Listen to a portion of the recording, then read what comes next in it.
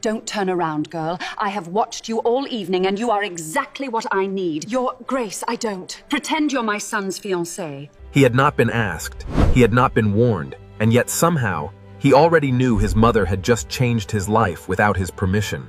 4 minutes. 4 minutes. 4 minutes to decide the rest of my life. The drawing room of Marchbank's house glittered under 3 enormous chandeliers, their candlelight catching on silk and sapphire as London's most fortunate daughters gathered for the season's first grand tea. Sophia had claimed her usual refuge, a narrow settee tucked beside a towering arrangement of white roses, close enough to the window to catch a breath of cooler air, far enough from the crowd to escape notice. At 32, she had turned invisibility into an art form. Her copper hair and wide green eyes had drawn admiring glances once, back when her family's name still opened doors instead of closing them.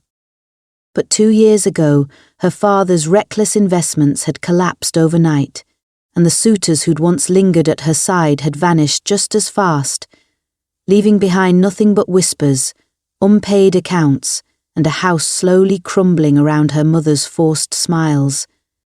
She lifted her teacup, grateful for the porcelain's warmth against her trembling fingers, and let her eyes drift shut for one stolen moment of peace. That peace was shattered instantly. "That girl?" A voice cut through the chatter behind her, low and imperious. "The one hiding by the roses. Who is she?" Sophia's spine went rigid. She knew that voice. Everyone in the room knew that voice. The Dowager Duchess of Thornfield did not wait for an answer. Silk rustled, sharp and deliberate, as the older woman crossed the room in 3 unhurried strides and lowered herself beside Sophia with the terrifying grace of a predator selecting its prey. Diamonds flashed at her throat. Her tiara caught the chandelier light like a warning. "Don't turn around, girl," the Duchess murmured, her lips inches from Sophia's ear, her hand closing over Sophia's shoulder with a grip far too firm for a stranger.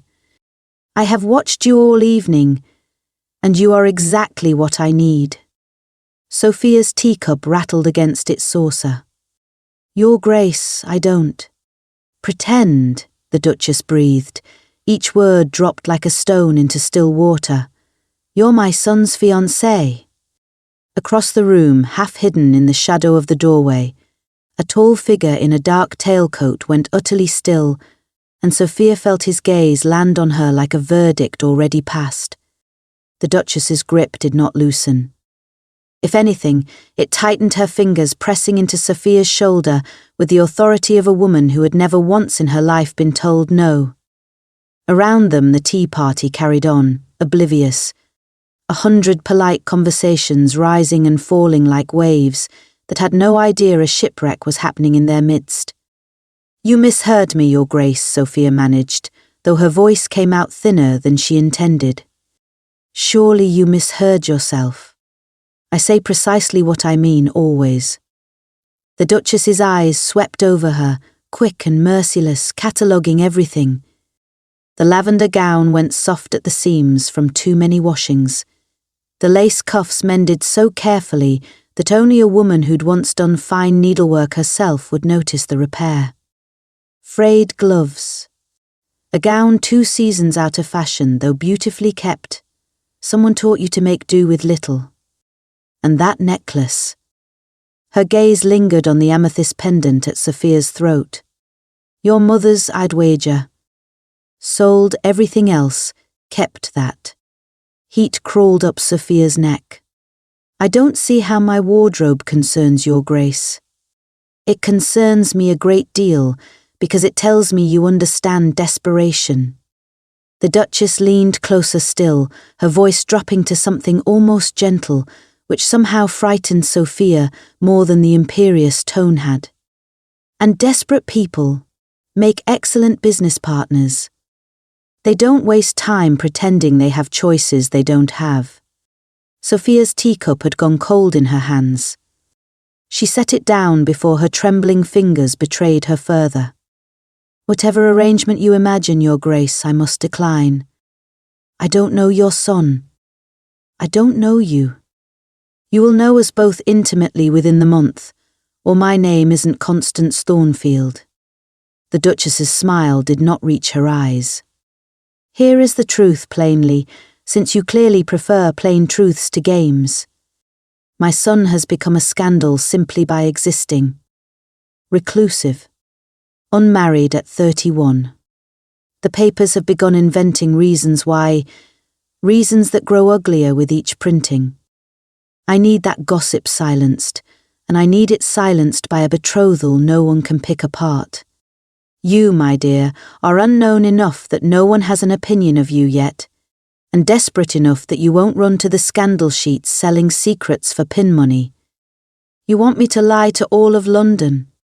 I want you to save your family, the Duchess corrected, and there it was. The blow Sophia had known was coming from the moment those diamond-hard eyes had first assessed her worn hem. Don't insult us both by pretending you don't need it. Your father's debts are hardly private knowledge in the circles that matter. 3 months as my son's fiancée, and I will settle every one of them myself. Your mother keeps the house. Your younger sister gets a season with a dowry attached, so she needn't repeat your mistakes. Sophia's chest tightened until breathing itself felt like a negotiation. And if I say no? Then you finish your tea, and we never speak of this again, and I find another girl by next week who says yes. The Duchess straightened, smoothing her skirts with the finality of a queen concluding an audience. But you won't say no. I've been watching you for 11 minutes, Miss Whitmore, and not once in that time have you touched the little cake on your plate, though you clearly haven't eaten since breakfast. Pride is a luxury for women who've never gone hungry. The words landed like a slap, precise and true, and Sophia hated her for it, hated her for seeing so clearly what she'd spent 2 years hiding. I need time to think. You have until I finish crossing this room. The Duchess rose in a whisper of violet silk. Because in exactly 4 minutes, I intend to announce your engagement to my son, whether you've decided or not. Better you decide now, and walk in with your chin up, than have the decision made for you, and spend the rest of your life resenting the choice you never got to make. She was already moving before Sophia could summon a single word of protest, already gliding toward the centre of the room where conversation clustered thickest, where every lady with a marriageable son or a hunger for gossip had gathered like moths circling one bright flame.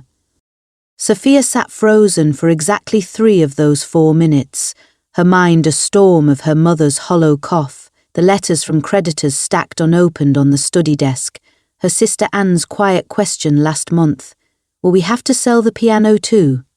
And beneath all of it, one furious, humiliated thought, that a stranger had looked at her poverty and priced it before Sophia had even agreed to sell. She stood on the 4th minute because pride, however precious, had never once paid a single bill. The drawing room fell silent the way a held breath falls silent, all at once and utterly complete, when the Dowager Duchess of Thornfield lifted one gloved hand and announced, in a voice pitched to reach every corner of the gathering, that her son Cedric, Duke of Thornfield, had at last chosen his bride. Sophia felt every eye in the room land on her like small, curious knives. Miss Sophia Whitmore, the Duchess continued, drawing Sophia forward by the elbow with a grip that looked affectionate and felt like iron, has consented to become my son's fiancée. I trust you will all join me in welcoming her. For one suspended moment, nothing happened. Then the room erupted, not in celebration but in a rustling, whispering wave of disbelief that swept from the tea table to the far windows and back again. Fans snapped open. Heads turned toward neighbours. Someone near the fireplace actually gasped aloud, the sound sharp enough to cut through the general murmur. Whitmore, a woman hissed to her companion, not quietly enough. Isn't that the family whose fortune collapsed? I heard the father. "Hush," came the reply, though the speaker's eyes never left Sophia's face, drinking in every flicker of expression as though she might confess something useful. Sophia kept her chin lifted, exactly as the Duchess had instructed, with nothing more than a warning glance, though inside her stomach had folded into a small, hard knot of dread. She could feel the weight of 100 private calculations happening around her. Who was this girl? What did she have that made a duke look twice? What did she lack that would make her easy to destroy? Across the room, near the same ornate doorway where he'd stood brooding earlier, Cedric Thornfield had gone utterly rigid. Sophia saw it happen in fractured pieces, his jaw tightening first, then his shoulders squaring as though bracing for a blow, and finally his eyes dark and furious, finding his mother across the crowded room with an intensity that could have set the silk curtains alight. He said nothing. He didn't need to. Sophia had spent enough years reading the unspoken fury of men who felt cornered to recognize it instantly in him, and something cold slid down her spine at the sight. He had not known. Whatever the Duchess had promised Sophia about arrangements and consent, she clearly hadn't extended her own son the same courtesy. "Smile, dear," the Duchess murmured under the noise, her lips barely moving. "You've just become the most interesting woman in London. Best look as though you're enjoying it."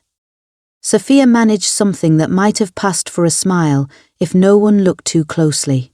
A cluster of young ladies approached first, their curiosity dressed up as courtesy, peppering her with questions about how long she'd known the Duke, where they'd met, and whether the courtship had been terribly romantic.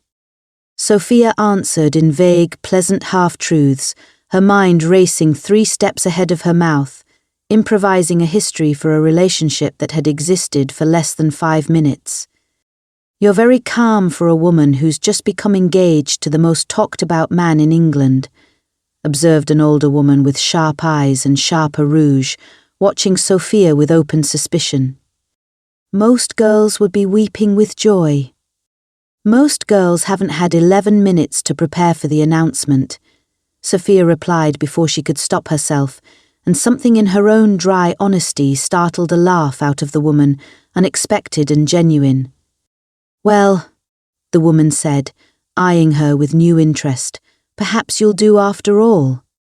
But across the room, Cedric had begun moving through the crowd toward his mother, his expression carved from granite, and Sophia understood with sudden, sick clarity that whatever calm she'd managed to project for London's benefit was about to be tested by an audience of exactly one, and he did not look inclined toward mercy. The carriage ride home felt longer than the 2 years of hardship that had preceded it, every rattle of the wheels over cobblestone another second in which Sophia's resolve threatened to crack entirely. Her family's townhouse sat at the shabbier end of a once fashionable street, its facade still elegant if one didn't look too closely at the peeling paint around the cordon, gone to weeds where a gardener's wages could no longer be spared. Sophia let herself in quietly, hoping for a moment alone to arrange her thoughts before facing her mother.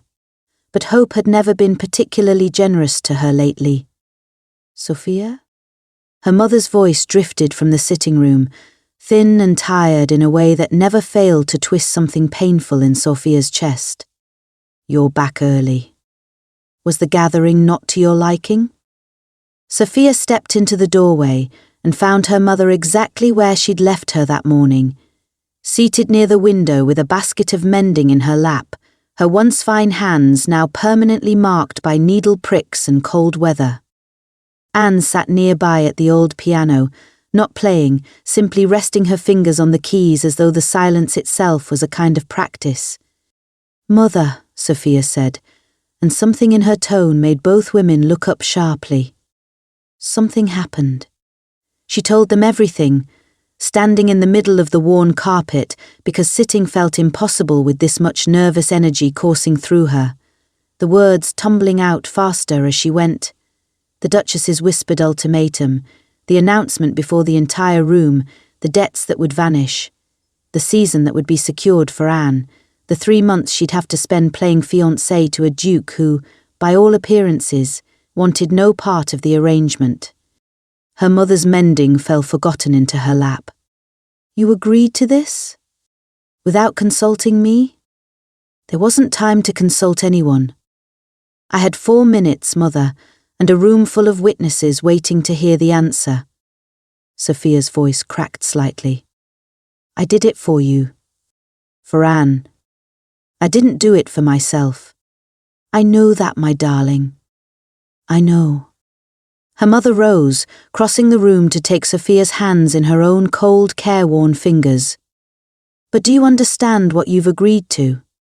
3 months living under a stranger's roof, performing affection you don't feel, for a man who, by your own account, looked ready to commit murder when he heard the news. What happens when the 3 months end, Sophia? What happens to your reputation when the engagement quietly dissolves and every drawing room in London whispers about what went wrong?" It was the question Sophia had been refusing to ask herself the entire carriage ride home, and hearing it spoken aloud made the shape of the risk suddenly, terribly real.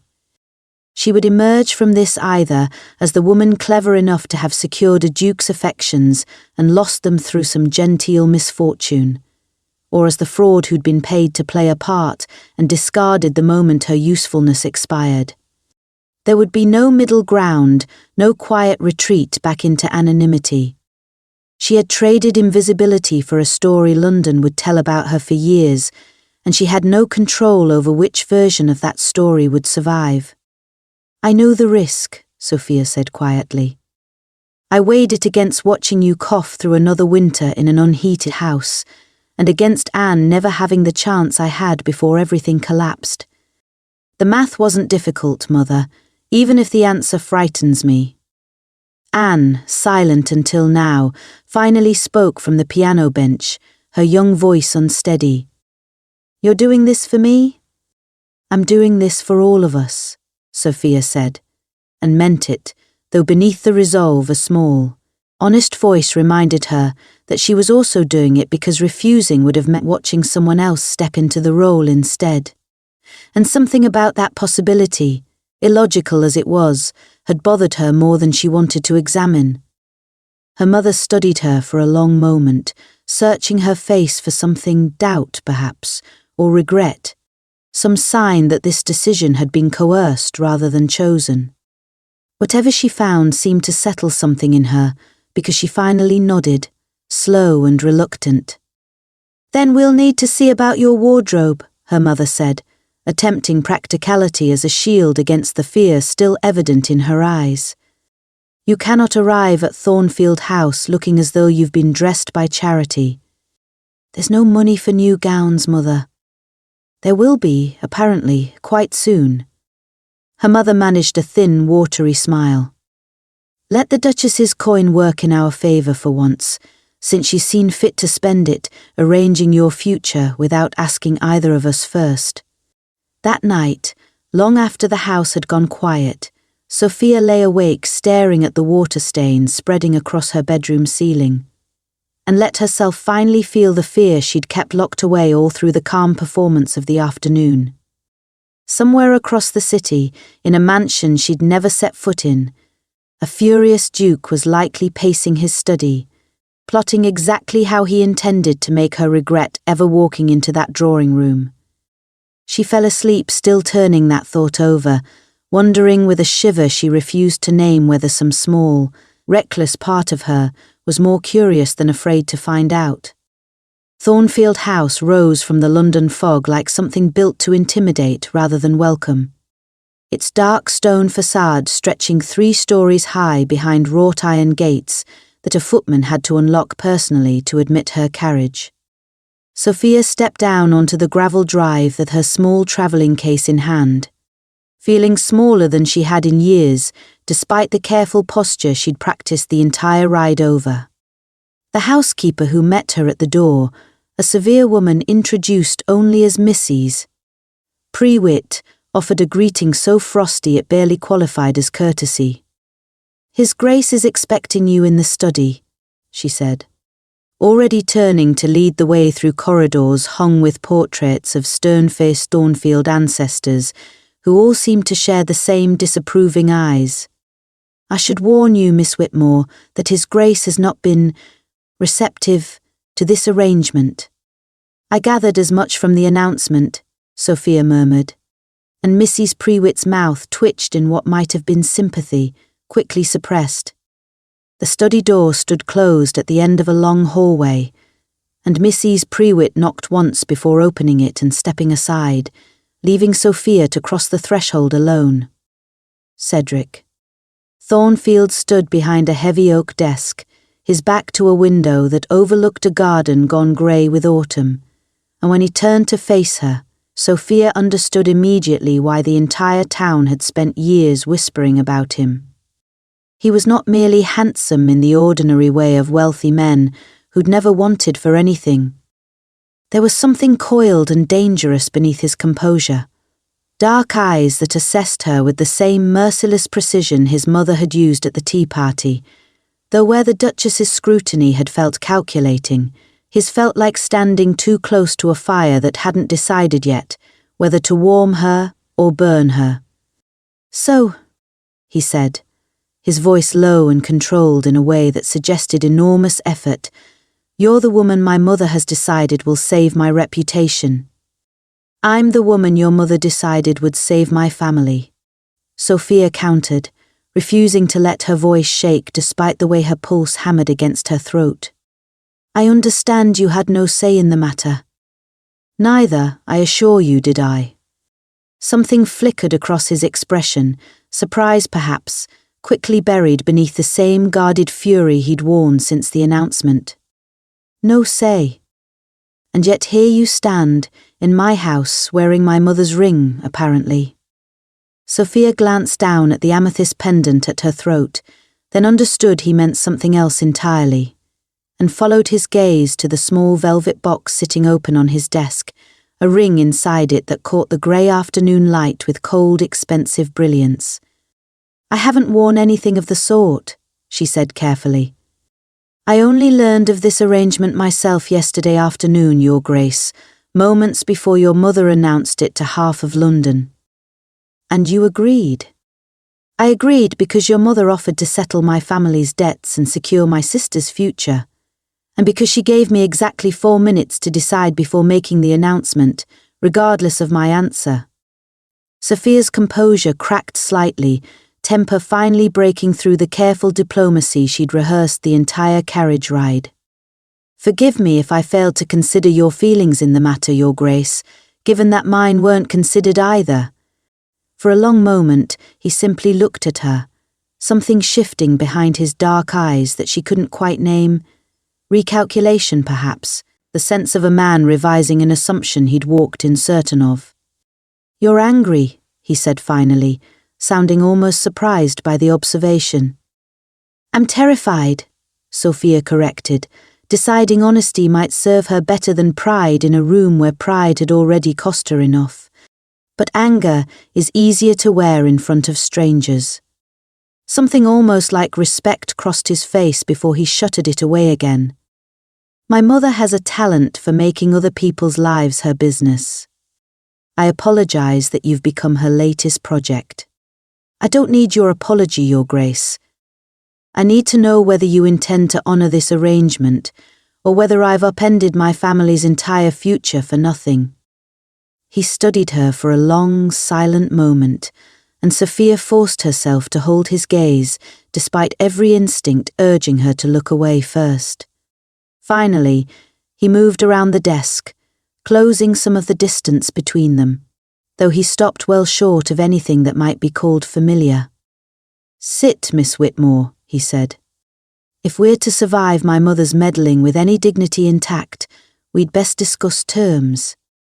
3 months, Cedric said, resuming his place behind the desk once Sophia had settled into the chair across from him, her spine straight, her hands folded tightly in her lap to hide their trembling.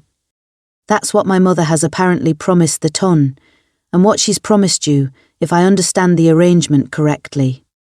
That's my understanding as well. Then we'll observe it precisely, and not a day longer. He opened a drawer and withdrew a folded document, sliding it across the desk toward her. These are my conditions. Read them before you agree to anything else in this house. Sophia unfolded the paper with careful fingers, scanning the neat, decisive handwriting. A monthly payment to her family, structured to appear as though it came from her father's recovered investments rather than charity, protecting what remained of the family's dignity. A separate sum was settled on Anne directly, held in trust until her eventual marriage. And beneath the financial terms, a list of conditions written in the same clipped, controlled hand. She would relocate to Thornfield House immediately, under the supervision of a chaperone he would select personally. She would attend whatever social functions the arrangement required, playing her part convincingly. She would, under no circumstances, discuss the true nature of their engagement with anyone, including her own family, beyond what was strictly necessary. "You want me to lie to my mother and sister as well," she said quietly. "I want this charade contained to the smallest number of people possible, because the moment more than a handful know the truth, someone inevitably talks, and both our reputations end up in ruins, rather than merely mine." His jaw tightened. "Your mother and sister may know the arrangement is temporary. They need not know the details of how thoroughly my mother orchestrated it, or the fact that I intend to end this the moment the 3 months expire and never look back." Something in that last phrase landed harder than Sophia expected. A small, unreasonable sting she chose to attribute entirely to pride. "You needn't worry, Your Grace. I have no interest in prolonging an arrangement neither of us wanted." "Good. Then we understand each other." He leaned back in his chair, studying her with an intensity that made her want to look away and refuse to, both at once. "You'll have a suite prepared for you by evening. Mrs. Prewitt will assign a lady's maid, and a companion will be engaged by week's end to satisfy the demands of propriety, given that you'll be residing under my roof. And in the meantime? In the meantime, Miss Whitmore, we'll need to appear convincingly engaged in front of an audience that includes some of the most vicious gossips in London, several of whom will be looking for any excuse to prove this arrangement is exactly the fraud it happens to be." His eyes held hers, dark and unreadable. "I hope you're a better actress than you are at hiding your temper, because we'll both need every skill we possess to survive the next 3 months intact." Sophia rose from her chair, drawing herself up to her full height, despite how thoroughly this conversation had unsettled her. "I've spent 2 years hiding my family's ruin from a city that would delight in our downfall, Your Grace. I assure you, I'm considerably better at performance than you currently believe." Something that might almost have been the ghost of admiration flickered across his expression before he mastered it. "We'll see, Miss Whitmore. London rarely gives second chances to those who stumble in front of it, and you're about to give an entire city ample opportunity to watch you closely." He was still watching her when she left the study, and Sophia carried the weight of that gaze up the grand staircase to whatever room awaited her, uncertain whether she'd just secured her family's survival or walked willingly into the very destruction she'd been trying to outrun for 2 long, exhausting years. Whatever came next, there would be no simple retreat back into invisibility now. The lion's den had a name and a face, and she would be living inside its walls for the next 3 months, learning whether the man behind that guarded fury was truly the danger London believed him to be, or something far more complicated, and considerably harder to guard her heart against.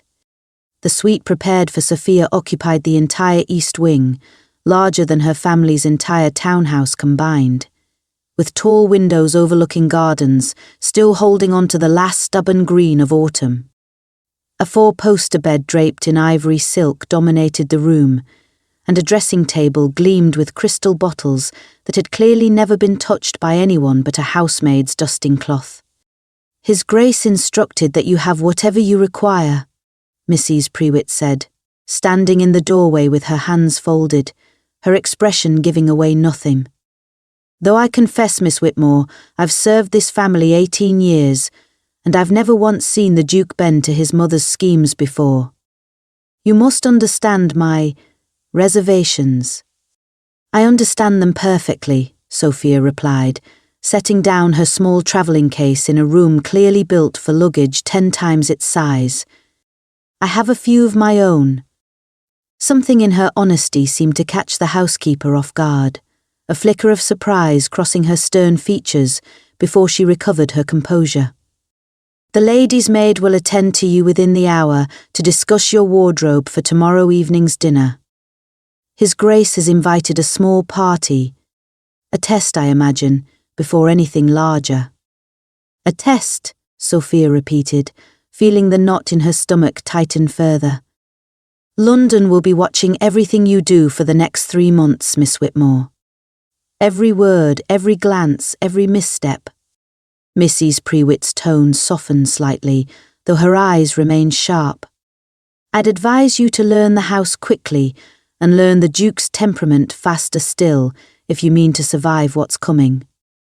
She left Sophia alone with that warning ringing in the vast, unfamiliar room, and Sophia sank onto the edge of the enormous bed, allowing herself 30 seconds of pure, unguarded fear before straightening her spine and forcing herself upright again. Fear would not settle her family's debts. Only performance would, and performance required preparation. She spent the remainder of the afternoon exploring the corridors permitted to her, memorizing the location of the drawing room, the dining hall, the library whose doors stood closed but not locked, filing away details the way she'd once memorized dance steps before her first season, methodically, desperately, as though competence might substitute for the confidence she didn't yet feel. By the time evening arrived, she had convinced herself, almost entirely, that she was ready. Dinner the following evening assembled 6 guests around a table long enough to seat 20, candlelight flickering off crystal and silver while Cedric sat at the head, watching Sophia with an expression she'd already learned to recognise as careful evaluation. Miss Whitmore, said Lord Ashby, an elderly gentleman with sharp, curious eyes, I understand you're recently arrived in town. Tell me, what do you make of Thornfield House? Rather a lot for a young lady unaccustomed to such. The barb was subtle, but Sophia heard it clearly enough. A question designed to expose her origins, to see whether poverty had left cracks in her composure that dinner conversation might widen. I find grandeur rather overrated, my lord, she said smoothly, compared to good conversation. A house full of silver means little if the company can't match its shine. A ripple of surprised laughter moved down the table, and Sophia caught, just briefly, an unexpected flicker of amusement in Cedric's dark eyes before he masked it behind his customary reserve. The conversation continued through several more careful probes, each one testing some different weakness: her education, her family circumstances, her knowledge of society's unspoken rules, and Sophia parried each one with a composure that surprised even herself, drawing on years of watching from the edges of rooms, learning the rhythms of wit long before she'd ever had to use them. By the time the final course arrived, Lord Ashby had abandoned his interrogation entirely, engaged instead in genuine debate with her about the merits of Wordsworth versus Byron, and Cedric had said remarkably little, though his attention had not once strayed from her end of the table. When the guests finally departed, Sophia lingered in the hallway, unwilling yet to retreat to her room, and found Cedric standing near the library doors, watching her with an expression she couldn't quite decipher. You survived Ashby, he said. He's destroyed better prepared women than you at his own dinner table. I've had considerable practice being underestimated, Your Grace. It teaches a person to defend herself quickly, or not at all. Cedric, he said abruptly. She blinked. I beg your pardon? If we're to be convincingly engaged, Miss Whitmore, you might begin using my given name in private. Sophia, he added, testing the sound of it, and something in the low, deliberate way he said it made her pulse stumble unexpectedly. Call me. Since you're clearly not ready to retire, and neither am I. He gestured toward the library, and after only a moment's hesitation, Sophia followed him inside. The library was lined floor to ceiling with books, a fire crackling in the hearth, casting warm light across leather spines and worn armchairs positioned for reading rather than display. Cedric moved toward the shelves with familiar ease, running his fingers along several spines before selecting a volume and holding it out to her. Do you read Wordsworth as passionately as you defended him at dinner, or was that simply a strategy? Both, Sophia admitted, accepting the book and settling into the chair across from him without waiting for an invitation. Strategy works considerably better when it's grounded in truth, Your Grace. Cedric, he corrected again, settling into his own chair with a faint, unguarded smile that transformed his usually severe features into something almost boyish. And I confess, I'm curious how a woman raised in reduced circumstances came to know poetry and philosophy well enough to spar with Ashby, who spent 40 years reading nothing else. Poverty doesn't diminish a mind, it simply removes the luxuries surrounding it. Sophia turned the book over in her hands. My father kept his library even after he'd sold nearly everything else. Books don't fetch much at auction, apparently, so I inherited an education by default rather than design. That's not entirely accurate, Cedric said quietly. Plenty of women with access to libraries never open them at all. The observation settled something warm and unexpected in her chest, an acknowledgement that felt different from the careful courtesies she'd grown accustomed to performing. And you, Your Grace, Cedric, she corrected herself, testing the name. Why does London's most eligible recluse spend his evenings alone with books rather than at whatever entertainments a duke is entitled to? His expression shuttered slightly, old guardedness returning. Entertainments grow tiresome when everyone in the room wants something from you. Books, at least, ask for nothing but attention. And people? People, he said slowly, generally want money, position, or the appearance of intimacy with a title. Rarely have I found someone who simply wanted conversation. Sophia held his gaze, feeling the weight of unspoken vulnerability in the admission. Perhaps you've simply been asking the wrong people.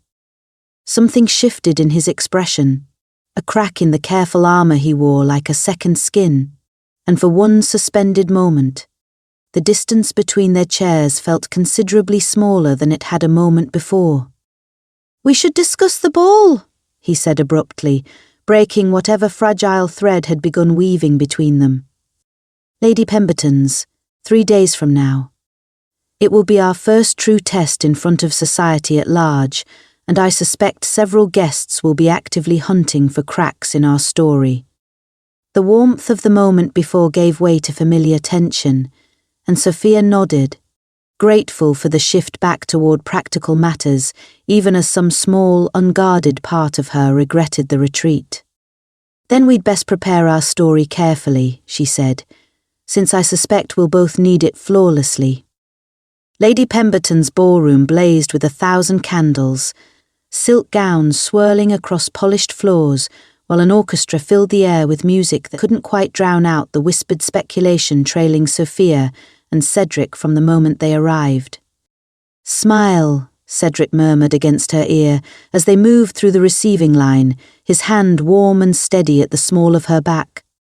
Every woman in this room is watching for the first sign that this engagement is exactly the fraud they suspect it to be. I'm aware, Your Grace, Sophia replied through a fixed, pleasant expression. Perhaps you might assist by looking less like a man attending his own execution. Something almost like a laugh escaped him, quickly disguised as a cough, and the genuine warmth of it steadied her more than any amount of practiced composure could have. They had barely completed one turn about the floor when Lady Cromwell intercepted them. a sharp-eyed woman in emerald silk whose reputation for ruthless gossip preceded her into every room she entered. "Miss Whitmore," she said, her smile all teeth and no warmth. "How extraordinary, to secure a duke's affections so quickly. Do tell, where exactly did this whirlwind courtship begin? I don't recall seeing you at any of the season's gatherings before last week." "We kept our acquaintance private, Lady Cromwell," Sophia said smoothly. "Given how thoroughly London enjoys dissecting other people's affections before they've had proper time to develop." "How very mysterious." Lady Cromwell's eyes narrowed slightly. "And where, precisely, did this private acquaintance begin?" Sophia felt the trap closing before she fully understood its shape, aware that any answer inconsistent with whatever story Cedric might offer would unravel everything in a single careless sentence. "At a charity function," Cedric interjected smoothly, his hand tightening almost imperceptibly at Sophia's back, "hosted by my mother, several months past."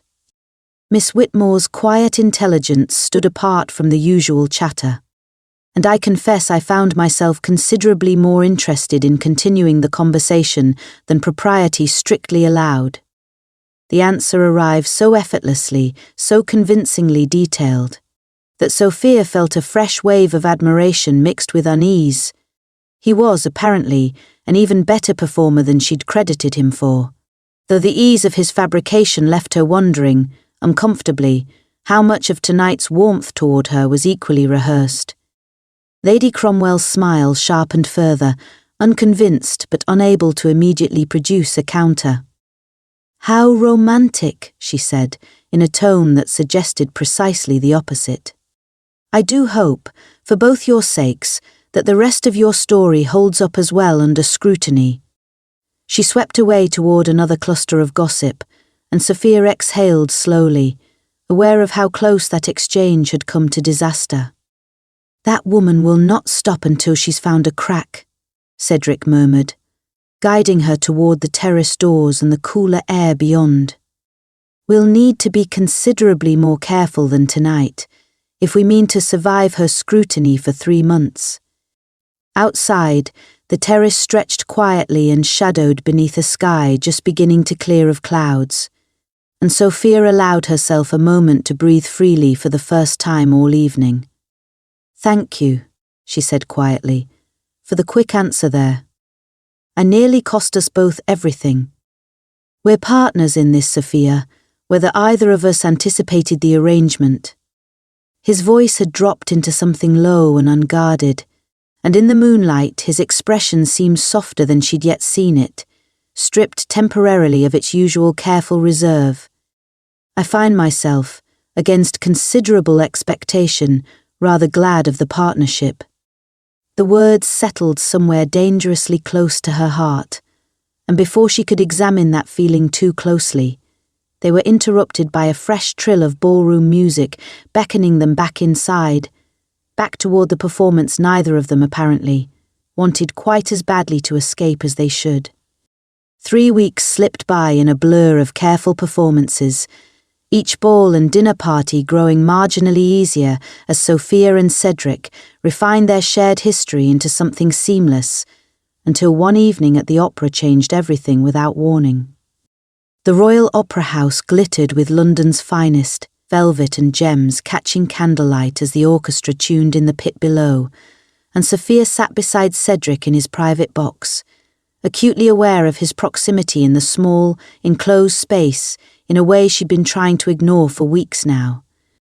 The soprano's voice soared through the first act, a tragic aria about love sacrificed for duty, and Sophia felt Cedric's attention shift from the stage to her profile, steady and unhurried, until she finally turned to meet his gaze. "You've stopped watching the performance," she whispered.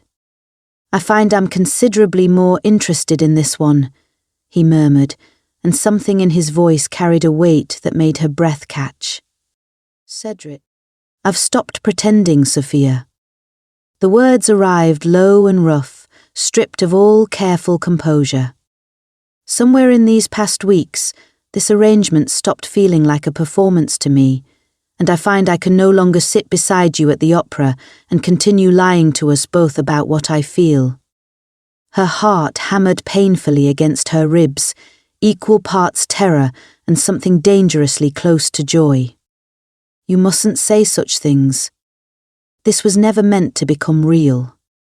And yet here we are." His dark eyes held hers, unguarded in a way she'd never seen before. "I've spent 31 years avoiding exactly this vulnerability, this risk of wanting something I might lose. And now I find myself wanting it desperately, wanting you desperately, and I no longer know how to pretend otherwise." The soprano's aria swelled toward its devastating climax, and Sophia felt something crack open inside her chest, terror and longing tangled together until she could no longer separate them. "I need space," she said abruptly, rising from her seat despite the music still playing, despite the curious glances from the boxes nearby. "I need time to think, Cedric, away from all of this, the performance, the danger, whatever this has become between us. Please." She left the box before he could answer, moving quickly through the crowded corridor outside. Her thoughts a chaotic storm of fear and want that she couldn't yet untangle. Behind her, she heard him call her name once, low and urgent, but she didn't turn back. Not yet. Not until she understood her own heart well enough to trust whatever answer she might eventually give him. The following days passed in careful, painful distance, both of them attending required functions with polished performances that fooled society but felt, to Sophia at least, increasingly hollow. She caught Cedric watching her sometimes across crowded rooms, his expression carefully guarded again, and wondered if she'd broken something between them that no amount of careful performance could repair. She was still turning that fear over one quiet afternoon in the library, alone with a book she hadn't managed to read a single page of, when Mrs. Prewitt appeared in the doorway, her expression tight with alarm. "Miss Whitmore," she said. "Lady Cromwell has arrived, quite unannounced, and she's brought proof, she claims, that your entire courtship with His Grace is a fabrication. She's demanding an audience with the Duke immediately." Sophia's blood ran cold.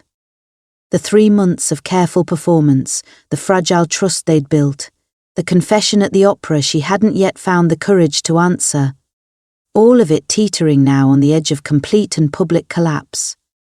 Lady Cromwell stood in the drawing room when Sophia arrived, a triumphant, vicious smile already fixed on her sharp features, several folded papers clutched in one gloved hand.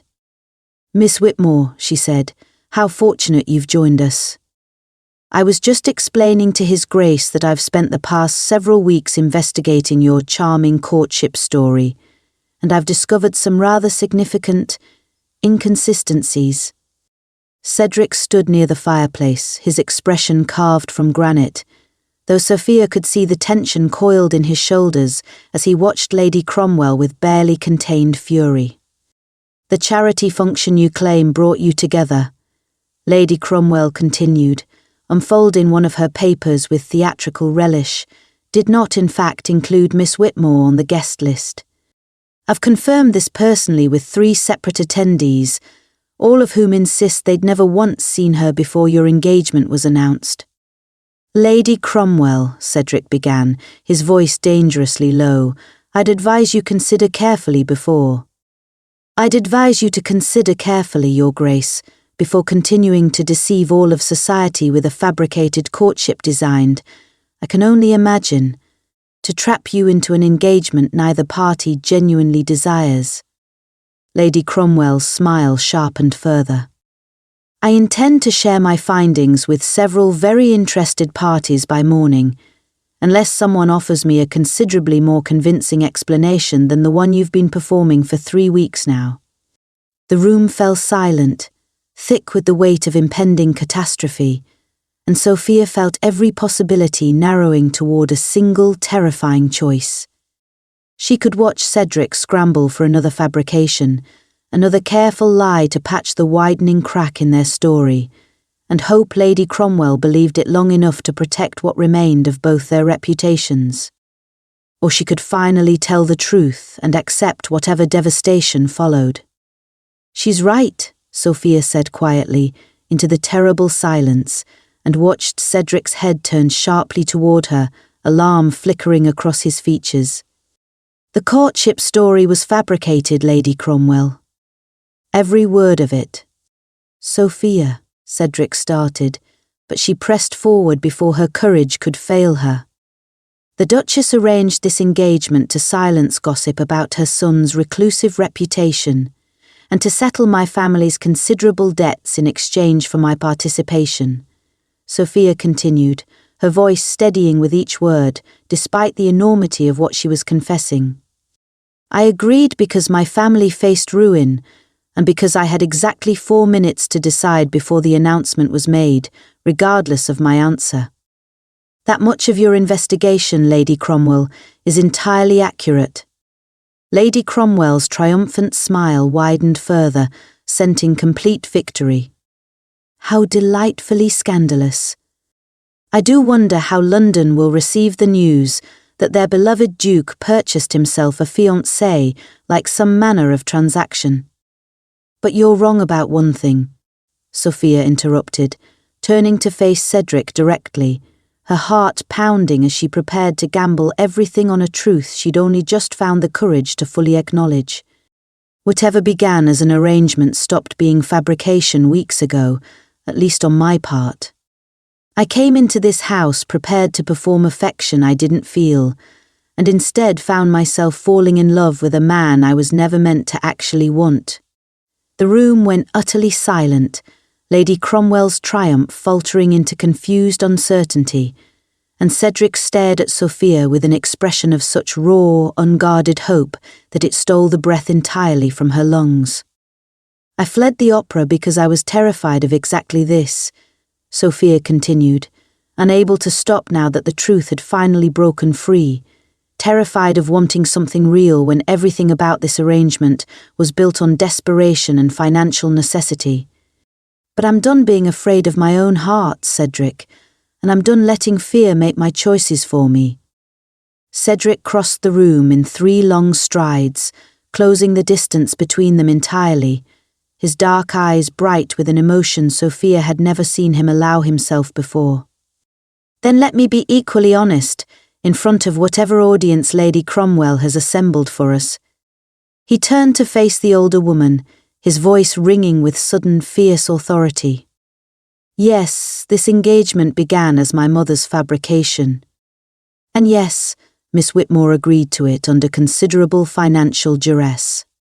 But somewhere in these past weeks, it stopped being a fraud and became the truest thing in my entire life, and I will not allow you or anyone else to reduce it back down to scandal." He turned back to Sophia, sinking to one knee before her with a suddenness that stole whatever breath she had left. "Marry me, Sophia. Not because my mother arranged it, not because society demands it, but because I've spent 3 weeks falling hopelessly in love with your courage, your wit, and your refusal to let poverty diminish who you are. Marry me because I choose you freely and completely, regardless of whatever scandal follows." Tears blurred Sophia's vision as she looked down at him, at the man who had begun this arrangement as a furious stranger and become somehow, impossibly, the truest partner she had ever known. "Yes," she whispered, then louder, steadier. "Yes, Cedric, I'll marry you, not for the arrangement, but for exactly the reasons you've just named." Lady Cromwell, robbed entirely of her intended scandal, gathered her papers with visible fury and swept from the room without another word, her carefully constructed exposure rendered utterly useless against a truth more powerful than any fabrication she'd hoped to expose. The wedding took place 3 weeks later in a small stone chapel Cedric's family had used for generations, filled not with the glittering excess of London society, but with the people who genuinely mattered. Sophia's mother, radiant with relief and joy, Anne seated at the front with tears streaming freely down her face, and the Dowager Duchess herself, watching the proceedings with an expression of satisfied triumph she made absolutely no effort to hide. After the ceremony, as guests mingled in the reception hall, Cedric drew Sophia aside, producing a folded document from inside his coat with an expression of quiet, deliberate purpose. "This is an independent trust," he said, placing it in her hands, "settled entirely on your family, secured against any future circumstance, entirely separate from anything connected to our marriage. I want you to know beyond any doubt that whatever I feel for you exists, completely apart from whatever financial arrangement began this, that my love for you owes nothing to necessity, and everything to choice." Sophia looked down at the document, then up at her husband, feeling the full weight of everything they'd survived together settle into something warm and unshakable in her chest. "You didn't need to prove anything to me, Cedric. I already knew. I needed to prove it to myself," he admitted quietly, "and perhaps to whatever version of London still doubts that love can survive an arrangement as absurd as ours began." She laughed, bright and unguarded, and let him draw her close beneath the chapel's ancient stone archway. Two people who'd begun as strangers forced together by desperation and manipulation, and found instead something neither had dared hope to discover, a partnership built first on necessity, then on respect, and finally, unmistakably, on love freely chosen rather than circumstance imposed. Outside, London would talk for months about the scandal that became a fairy tale, about the Duke who chose truth over reputation and the penniless girl who refused to let poverty define her worth. But inside the small stone chapel, none of that mattered nearly as much as the quiet certainty settling between two people who'd learned, against every expectation, that sometimes the most desperate beginnings lead to the truest endings. If you'd been in Sophia's place, forced into an impossible bargain with only minutes to decide, would you have found the courage to say yes, or walked away and kept your pride intact? Tell me in the comments which choice you'd have made, and whether you believe love born from desperation can ever grow into something real. If Sophia and Cedric's story left your heart as unsteady as that first stolen glance across a crowded ballroom, follow along for the next tale of scandal, secrets, and unlikely devotion waiting just around the corner.